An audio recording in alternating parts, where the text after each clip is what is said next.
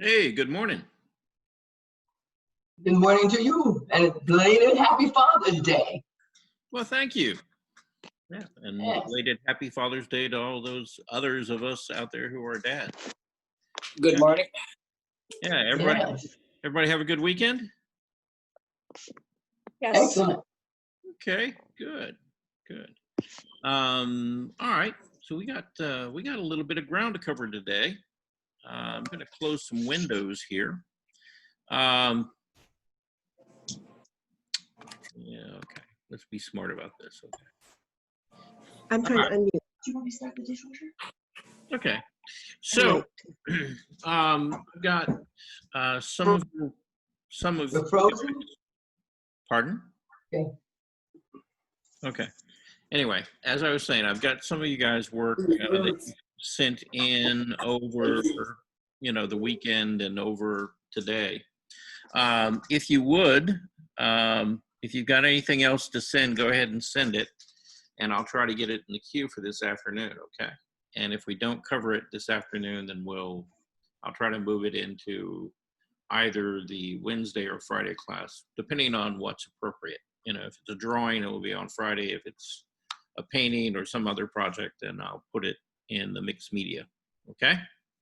But I wanted to share this morning a couple of different artists, looking at different artists from different times.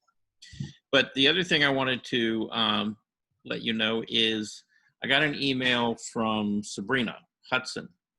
And Sabrina asked that if you guys would, please respond to her email to you. She wants you to take a survey about these online classes, and she wants your feedback, and she needs that for tomorrow. I guess they're having. I didn't get that. Well, You did. I didn't get a survey. She sent an email. Right. She just sent an email so far. She's going to, you need to respond to that email. I did. Okay. And that way she knows that she's got a correct email address. And I don't know if you can hear me. This is my very first time on one of these classes. Okay, Linda, how you doing? Okay, yay. I can see you and I can hear you, yes. Took me a while to figure that out. Okay. All right. Do you have Sabrina's email address? You do not. I have no idea who she is. Well, she is the center manager for the Benson Center. Okay. Okay. And who you would send that email to, I'll give you her email address if you want to write it down. It's Sabrina. Okay. Sabrina, and then dot Hudson, Hudson, at, and it would be Fulton, all lowercase, Fulton, county, County,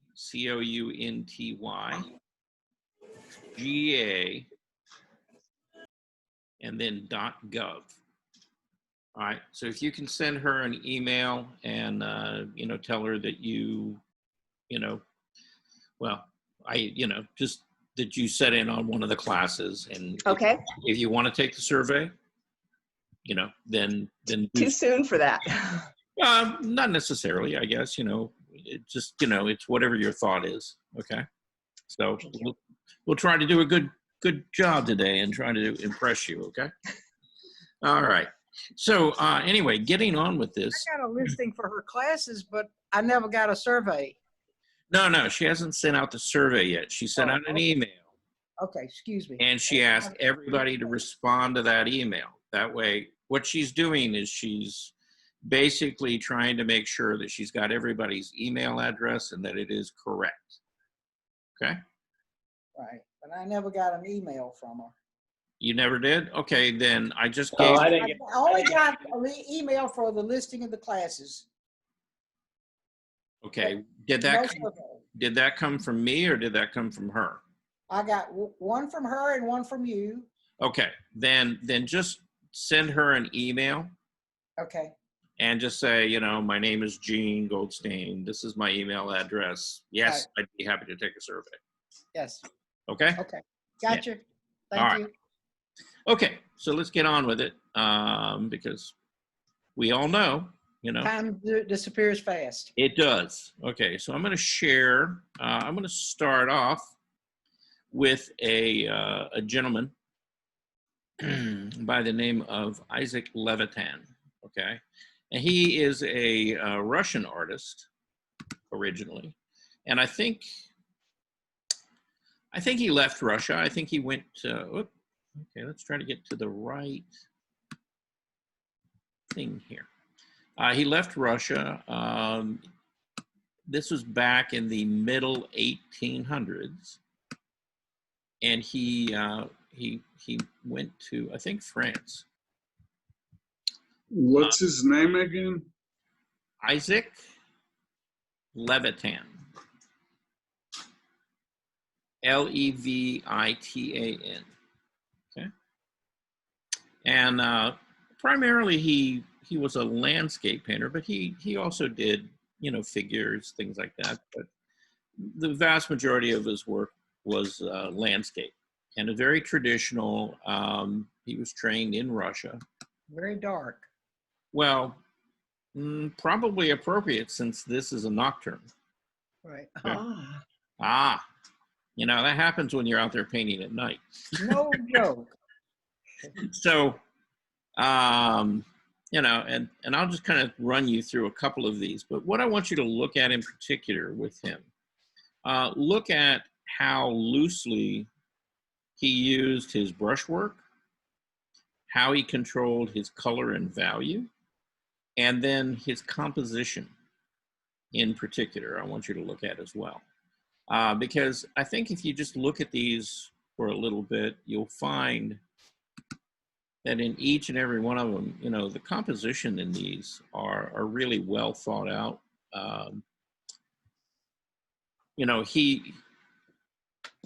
I'm sure that everything was not exactly where he saw it. Okay, while he was out there painting, he pretty much so I think freely would, innovate and change composition, move things slightly to create better compositional elements, and obviously simplify things quite a bit, again, to create, more interesting paintings. So, he wasn't really trying to be absolutely photographic, but he was trying to be true to capturing sort of the nature and the feeling and the sense of being in that place, with the use of light and dark.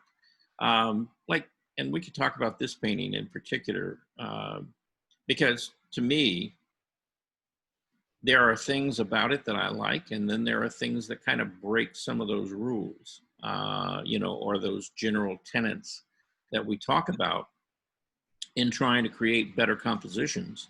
That this seems to go directly against. Like, for example, if you really look at the composition, the horizon line is really right at about the halfway point, vertically up and down. And then the church itself is really almost like dead center in the canvas. And, those are two things that, we've talked about, and generally they don't work very well, because they make what I would consider a very static painting, and a lot of people, do. But he's done some interesting things with this particular painting. His contrast between the sky and the middle ground and foreground, obviously it's either probably a very early morning or just around about sunset. It's backlit, so the church, even though it's basically a silhouette, he still distinctively separated out the values so that you could see, really the structure of the church, pretty clearly.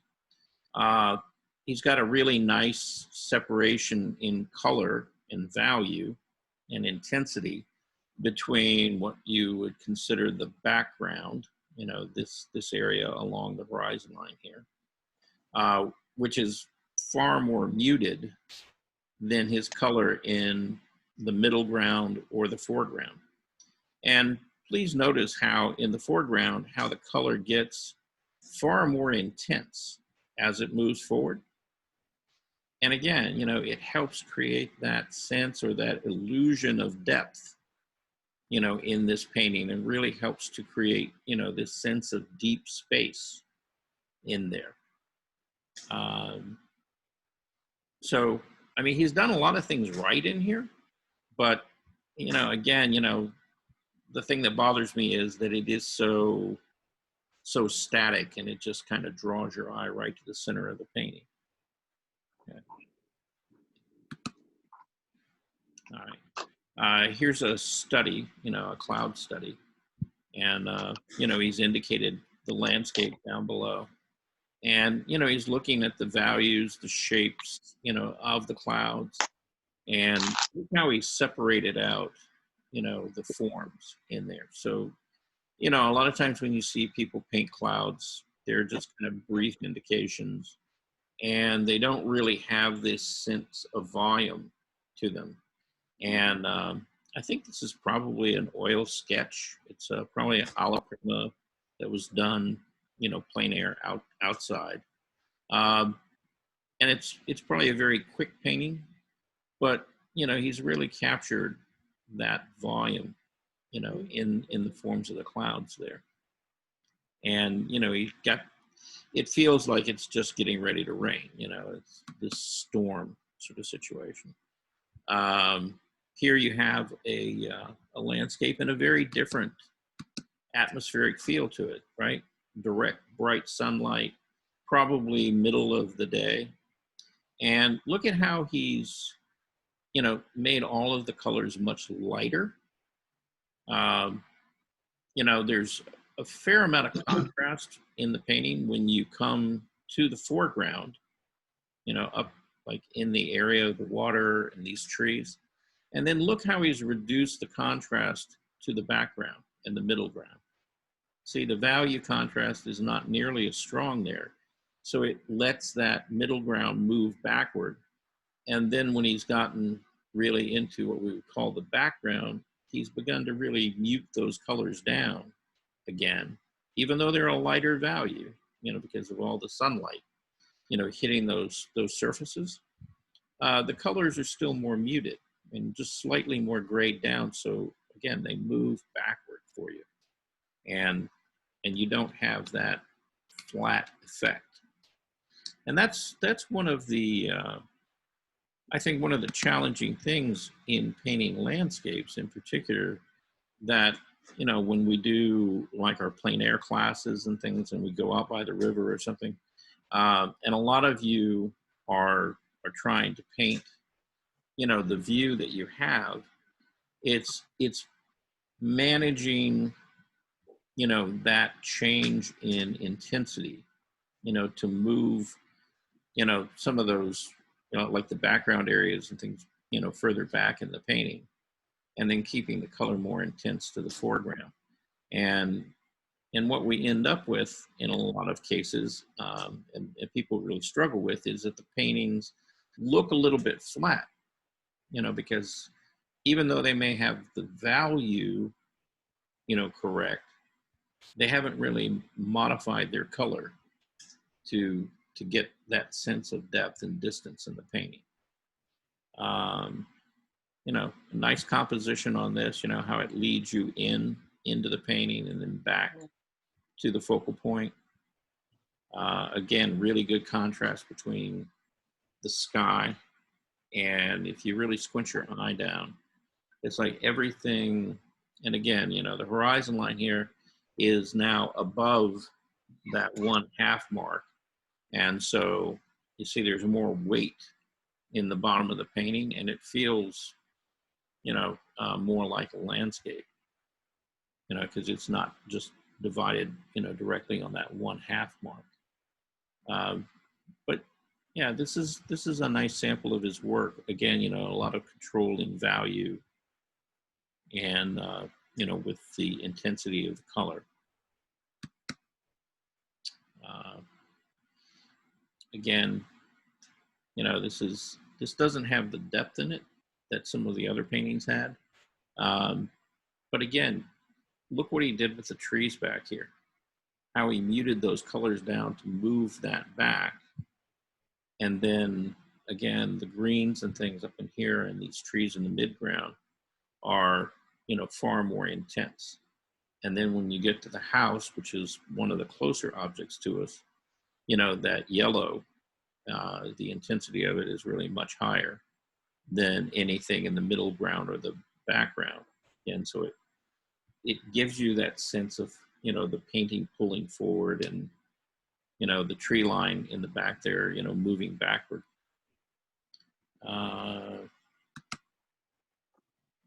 It looks like a fairly quick plein air study to me.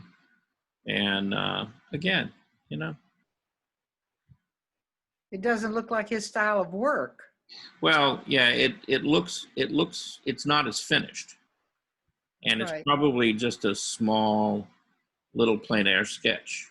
Now, the thing you have to keep in mind about, you know, working outdoors and about doing a plein air painting is reality is you have maybe about a half an hour, you know, before, you know, what you initially were looking at changes, you know, because the shadows shift, but not only the shadows, but the intensity of the light, you know, the color shifts as the day, you know, progresses. So, you know, if you sit and you work on the same painting while you're outdoors for more really than about 2 hours, you're painting a totally different painting by the time you come to the end of it, because the light is changed so radically.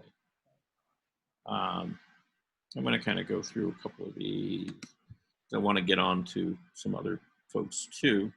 Now, you know, this particular painting, this looks a kind of reminiscent of Monet. And remember the paintings that Monet did of the haystacks, you know, out in the field? And he did a whole series of them. And this is, you know, like a quick plein air study again of Levitan's. And, you know, same basic subject. You know, they've got these stacks of hay out there in the field. When I first looked at it, I thought that they were trees. But then you look at the structure of them and things, and they're actually haystacks, which used to be the way that farmers would gather it and put it out in the field.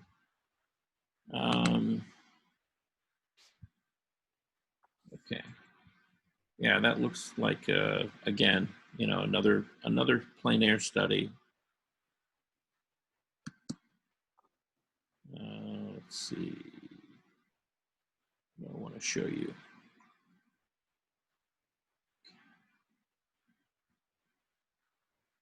All right. There we go. All right. Blow that up. Okay. Again, you know, look what he did with the composition, you know, and how he's got the water, and it makes this really strong sort of triangular shape, and it leads you back, you know, to this point, you know, here along the horizon line.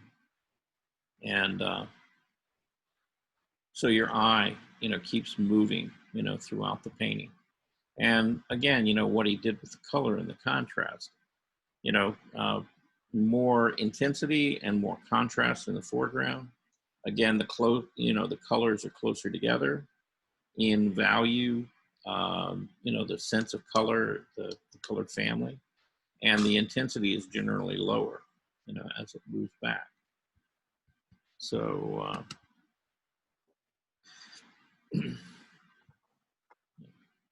I thought this, you know, I tend to like to paint a lot of trees.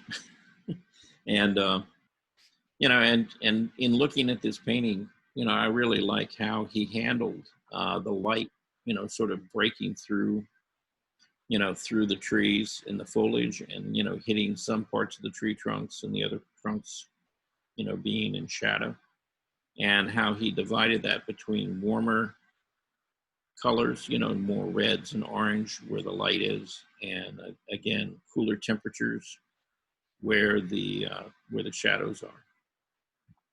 And again, he's got this really nice sense of depth, in the painting. You can see through these trees, off into like a meadow, and then on the other side of that, another tree line. And you get the sense that these trees, are, catching, that either evening or morning sunlight, off in the distance. I think this is a study for one of his more well-known paintings. Yeah, and so this is the Plein Air Study, and then this is the actual finished painting.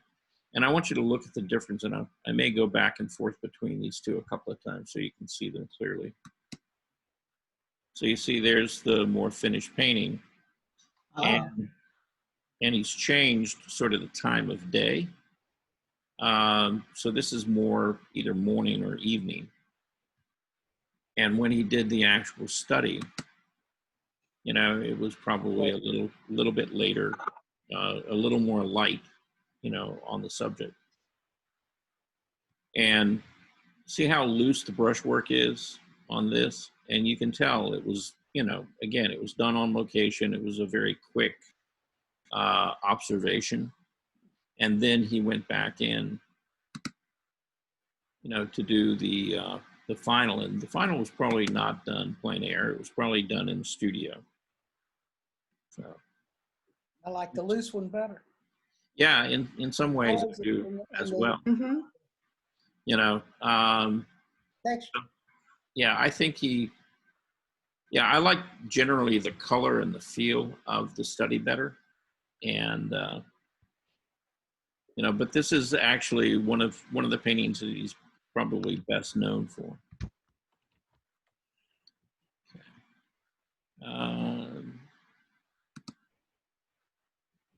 There's a really nice, little plein air study.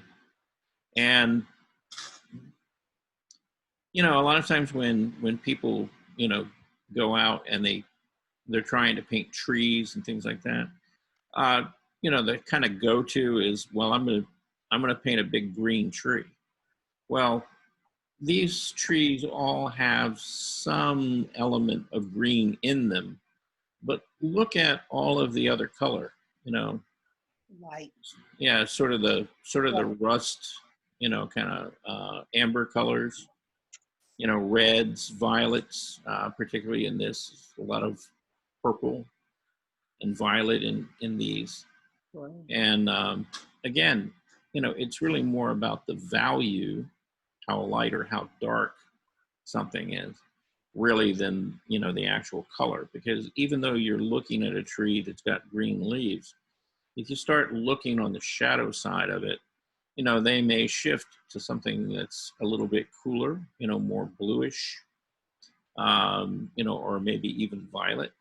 And or depending on the time of day and what the temperature of the light is, they might shift to something warmer, more in that sort of amber or rust sort of color range.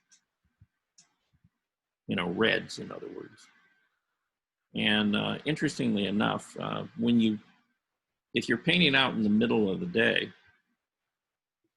and you're doing landscape, a lot of times back in the shadows, a lot of people will, kind of push a lot of blue into those, and that can't be.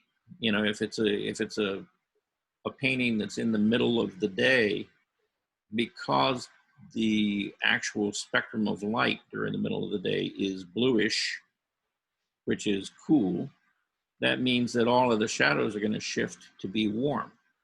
And so if you're making like these really deep blue shadows, then you're really not indicating, properly what time of day you were painting that. Now, where you might see blue shadows is when the light is warm, which is either in the evening and or in the morning. Okay, but as it gets really into the middle of the day, you're really dealing with much cooler light. And like right now, I don't know how many of you can look outside, but it's really kind of past that time of day where the light is warm, like it was this morning, and now it's beginning to shift into these, these cooler spectrums, and so that means that all of your shadows are beginning to warm up in temperature, and there's always that separation in temperature between what's in light and what's in shadow, and you have to be aware of the time of day and what the temperature of the light is. Okay, so I'm going to stop with Levitan, and we're going to look at something very different. Okay,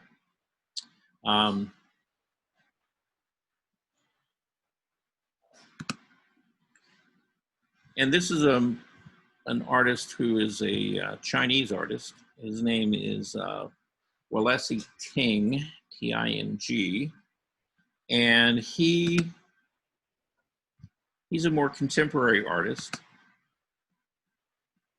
Let me see if I can find his stuff here. I got too many things out on the screen here. All right, there we go. And you would say that his style is more decorative. That's what I would say. And definitely, looser, kind of more whimsical in feel. But look at how he uses color. And this is a water-based medium. I would say it's probably watercolor. And the drawing part of it was done with like an ink that he laid down, and then he laid color over it. And the watercolor that he used was not all transparent watercolor. He used kind of a combination of what we would call almost like gouache, which is just nothing more than an opaque watercolor. And you can see where like he laid in this green and this yellow, he laid it in over the ink lines of his original drawing. And it didn't totally make them disappear, but it faded them back and softened them in many ways. The same thing is true with some of the faces where he laid in, kind of like a china white or an opaque white. Is that a painting from life painting? I doubt it. Okay. Yeah, I'm sure he probably, did some figure studies, drew some figures and then composed it the way he wanted to. I don't think any of these, are really like life studies, because his approach to creating art, I think, is, more of a approach of a designer. He's looking at composition, he's looking at color, he's looking at, the contrast between, very textural areas and then broader kind of flat shapes. And when you look at a lot of his figures, there are these very simplified shapes. He's not really worried about trying to emulate, reality necessarily. And he does a lot of distorting of the figures as well. But looking at like these two cats, when was the last time you saw a green cat? Yeah. Don't see it very often, do you? But yeah, but you see these become very playful, and again, more whimsical because, he freely sort of uses color, and sort of, invents, these characters. If you look at this cat, with how he treated like the face of the cat with the blue, in around the eyes, and then all of the floral, background. And, even though this is a green cat, you still, understand, clearly what it is. Like the cat in the hat. Uh-huh. Yeah. Like the cat in the hat. Kind of, yeah. Not quite Dr. Seuss, but yeah, kind of headed that direction. Like a children's illustration or type of book illustration. It could Yeah, be. A whimsical attack on that. On that. Right. But children's books. Yeah. Yeah, well, it could be used for something like that, but his style is probably a little more sophisticated than what they'd be looking for in a children's book. I'm going to show you some of his figure pieces. I know. If you look at this figure, when you look at this, it kind of reminds me of like Egon Schiele's work or Gustav Klimt's work. But then look at how, again, he's just indicated the figure with, a colored line. And then, he's blocked in these big masses of color in and around the figure. And that the actual skin tone is probably just the paper itself. He hasn't really tried to put down a flesh tone or anything. And yet, the figure flows, through the composition really nicely. Great use of color. And then the texture, just sort of how the paint is sort of spattered and thrown, into the composition.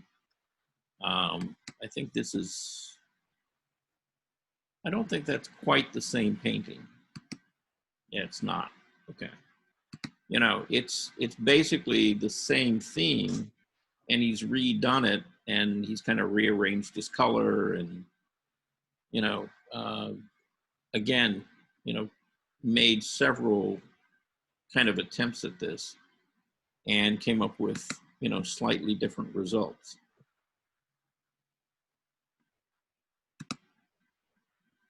Again, another figure. But I really love. Is that where you get the imaginary lines, and the lines will take you to a form that you were talking about last week? Just the lines, and then you end up with this figure in your painting. Right. Yeah. Just by letting your pencil or pen do whatever. Yeah. Well, we're talking about the gesture. Yeah, and trying to get movement and fluidity to the figure. And yeah, again, he's not doing like a really tight, realistic drawing of a female figure. What he's doing is, again, he's using some very simple lines, and shapes, and then large blocks and masses of color and things to sort of define edges. And what kind of emerges out of that is a figure, with some kind of background in some kind of context. And, the thing I really like about him is the way he plays with color. The color, the composition, the movement, of all of his pieces. And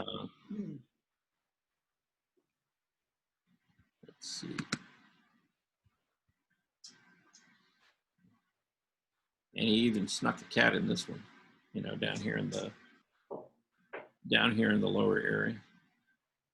He seems to do a lot of cats, and he likes peacocks a lot.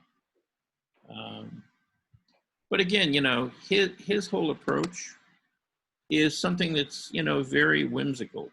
It's not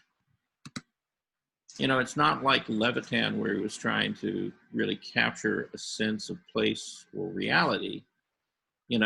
With King, it's really more about the movement, the mood, the color, the design, and all of that stuff is, really beautifully done. So, and again, the reason I'm showing you these two very different artists is that not everybody is going to want to, do a painting that's photographic, or, really represent reality. For a lot of artists, the key and more important thing is sort of the emotion, how they feel, the color, the design. And, I've, in knowing a lot of you have come to me at one point in time and said, well, I don't really draw well. And, drawing is a skill that is useful, but you don't always have to be able to render and draw well, to make, really great pieces of art. Not all artists were expert draftsmen. And in Ting's case, I'm sure he can draw quite well, but he chooses, to kind of take a different approach to it. And it's more about the design. And he freely sort of distorts these figures. So You could have done your lady on the couch like that. That's a reminiscent pose on the couch. yeah, it's a very kind of similar subject, Yeah, right. but yeah, very different approach. But Picasso also could draw very well, but he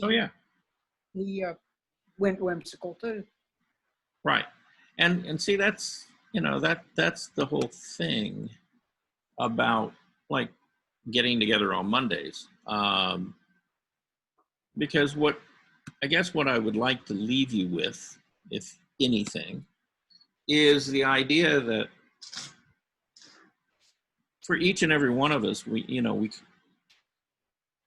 kind of need to figure out who we are, right? And it's really more important about how we convey how we see the world, right? Rather than worry about, getting everything quote unquote right, just because it looks like a photograph doesn't mean that it's a good painting or even a piece of artwork for that matter of fact.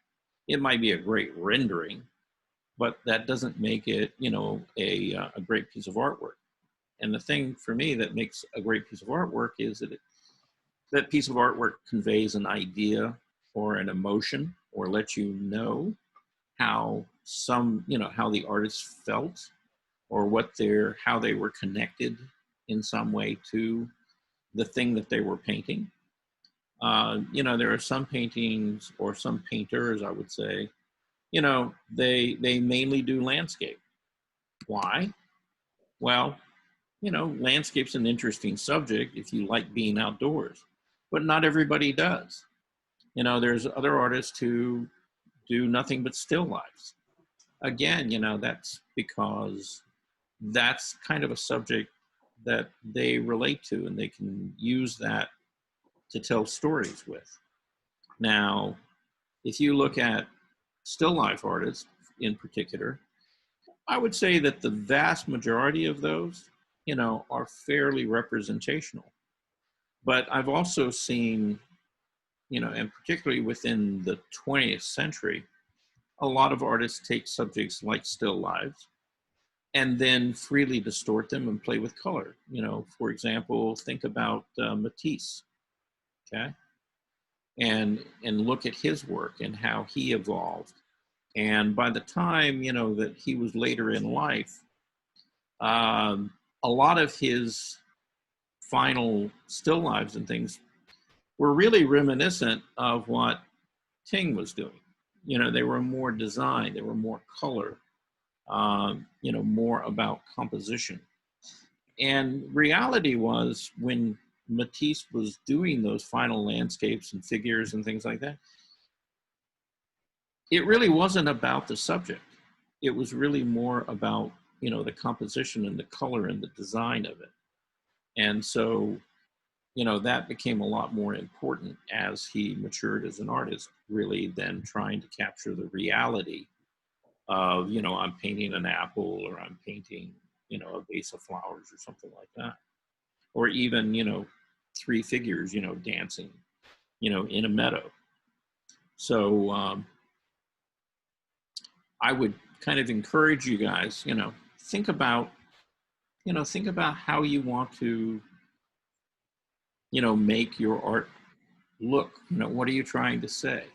What's really important? Is it really about the accuracy of trying to, show your ability to draw, or is it really more about the emotion, and where you are, in life, and what you want to say to people? And there's lots of different ways of doing that with, two-dimensional art, painting, but also sculpture.